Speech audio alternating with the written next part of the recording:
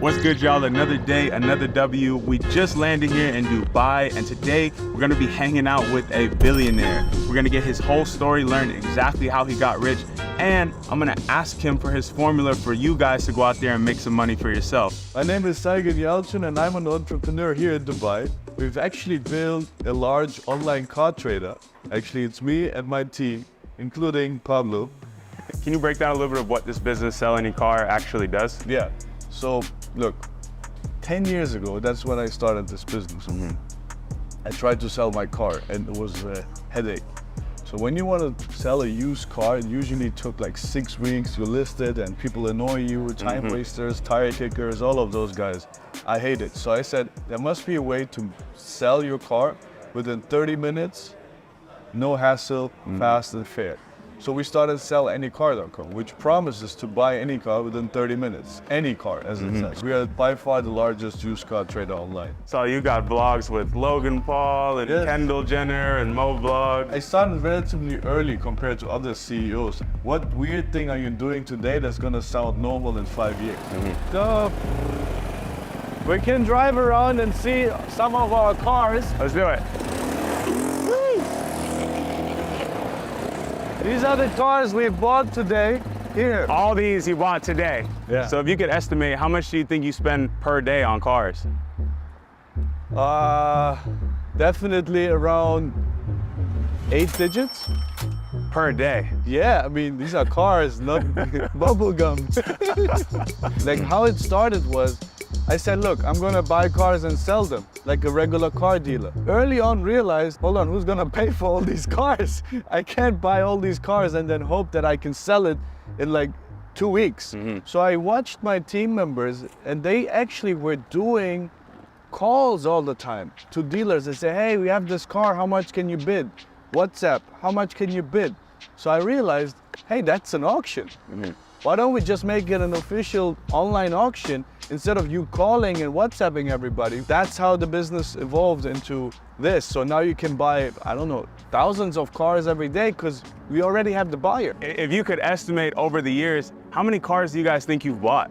Look, last year we got $6 billion worth of cars. I mean, that was last year. Just last year alone? Yeah. That's amazing, brother. Let's keep riding these things around. We're having a lot of fun.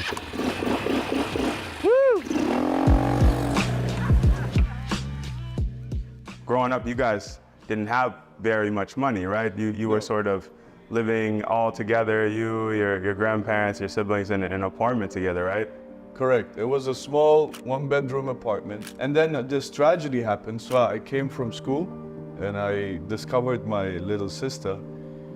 She was 5 months old, a baby, in her crib, and she was shaking and she was blue in her face. And I remember I was in the kitchen, so I screamed, my mother came, and then they were gone for years. And they were kind of living in the hospital. We then were told that she had a seizure and she has epilepsy. And for me as a kid, it was the moment where I said, I want to solve this problem.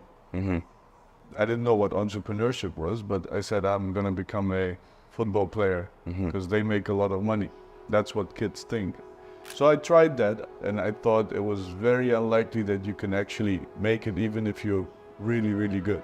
I tried DJing. You cannot really scale it, right? Because you're always limited to your time. So I realized that's nothing for me. So now I said, maybe I should study business because I love building a business. I love becoming an entrepreneur, and that's probably also the only field that kind of teaches you how to make money. You don't need the billionaire next door to be your mentor. I think everybody in your circle is better at doing something than you. You take all of those and build your own character. And that was something I got from my studies. I got those people around me that kind of always pushed me towards entrepreneurship. So I moved here with a backpack and sat in a restaurant. I said, okay, let's see what's up here. No money, just my credit card that I could overdraft. How far away is this restaurant that you went to back in the day? It should be like 20 minutes from me, 15, 20 minutes. Maybe we should go there. I want to see where you started this at, and then we can dig deeper in this story. I think it would be cool for you to go back to that spot as well. Let's do it. Come on, let's head over there. Look, I'll show you something. Because I love cats, we created a mobile feeding station. Check this out. Okay. So, anytime you see a cat in need, we're right here. This man is saving all the cats of Dubai. Everybody eats. Yes. Over the years, like what are some of the cars you've had? I got all the Aventadors, all the Lamborghinis, all the Aston Martins, all the McLarens, all the Bugatti. But All the Bugatti. yeah, it's just I generally just stopped kind of investing into status objects.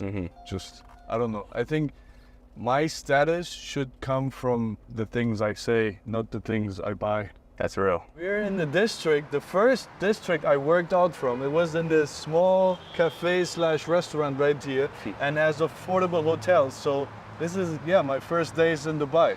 You would stay in this hotel, come across the street, and use the Wi-Fi at this place. I spent like 6 to 9 months here. Let's go see what they're up to today. Yeah, let's go. This was the table. I remember this thing. But it was different. They had like salads here behind. Oh, they still have salads, but it's a different one. How does it feel to be back in here? Crazy. Tell me about the first days when you would come in here. You started this fashion company called Sukar.com. Yeah. You would come in here with your laptop. Yes. Take me back to that. Paint the picture. Man, it brings back memories.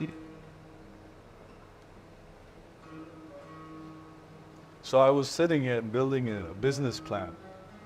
And then, now I remember I was messaging people on LinkedIn here, saying, hey, would you like to join me? I have this pioneering new idea, fashion online in the Middle East. We became like the Amazon model. And then Amazon ended up buying that company. For a good amount of money as well, right? So what did this business actually do? So Sukar was selling branded items, like luxury fashion brands, at up to 90% discount. How we got those discounts was they were products and items from the past season. So it wasn't the newest style. It was like last year's styles, right? And the brands were trying to get rid of them. Tell me about some of the nights where you maybe were just coming home unsure of the future. Look, the first people I hired out of this place, they started a competitor while they were working with me, and they raised $75 million to compete. You know how much money I had raised? 1.9 million. I'm sure that just made you want to go even harder on this business. 5 months later, after I had hired good people, we made $1 million a month. And they went bankrupt 2 years later. I was the guy that had this action bias. Prepare less and do more. I'm not saying don't prepare, but I'm saying don't always prepare your whole life. If you think about most people's life is they go to kindergarten, they go to school, then they go to university, and then they prepare. With no action. Everything in your life is a preparation for something. When are you actually going to start doing things? Even if you are just starting at a job, you're preparing to become a department head. Stop preparing at one point of time and do it. And one thing, remember, nobody cares about the things you have almost done. Only the things that you actually ended up doing count, even if you failed. So you ended up selling your first company to Amazon. How much did you end up selling it to them for? But it depends on how you look at it, including the working capital, probably close to, well, mid 650 million approximately. Is the day of selling the business as it's made out to be in all the stories and the movies we hear? Look, I tell you a story how it felt. And it was here in 2010, early 2010, when I ran out of money. I had just pocket change, and I drove with a taxi to the potential investor's office. He wasn't even an investor yet. I was trying to convince them. And the receptionist there, she said, oh, he's not here. How can I help you? I said, can you lend me some money? And she gave me, and she's not a high earner, she gave me $500 approximately, like converted. The receptionist. Yeah, she gave me $500 so I could survive for a week. Fast forward, 2017. I live in the highest tower in the world in a beautiful apartment. My door rings, she comes in and she gives me the paper, the agreement to sell the company. And I signed it and I didn't recognize it. And she said, "Times changed, huh?" And I looked at her, I had goosebumps. She was the lady, she gave me that money. Obviously I gave it back to her back then, but and then she sees this huge deal from kind of running out of food money to then selling this company for a huge amount. I think that was the moment where I realized, oh wow, times really changed. And the question that every viewer is watching this video wondering, for them, what would you say is the best way to get rich? It's actually very simple. You solve a problem for a customer. And the best thing is you solve a problem that many people have and are willing to pay you a margin for. Don't think about flipping a coin or flipping a business or product real quick and then you're gonna solve it overnight. No. What is a sustainable problem that you're solving and how do you justify your margin? Think about it. It's not about getting money, it's about earning money.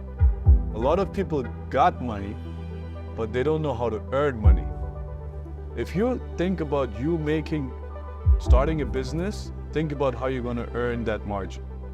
And that's usually, and I think always, by solving a problem for customers. Jordan, thank you very much for inspiring people to become entrepreneurs. And as a thank you, I would like to subscribe. And if you want to join me in subscribing, please go ahead. We'll see you guys in the next one. Peace.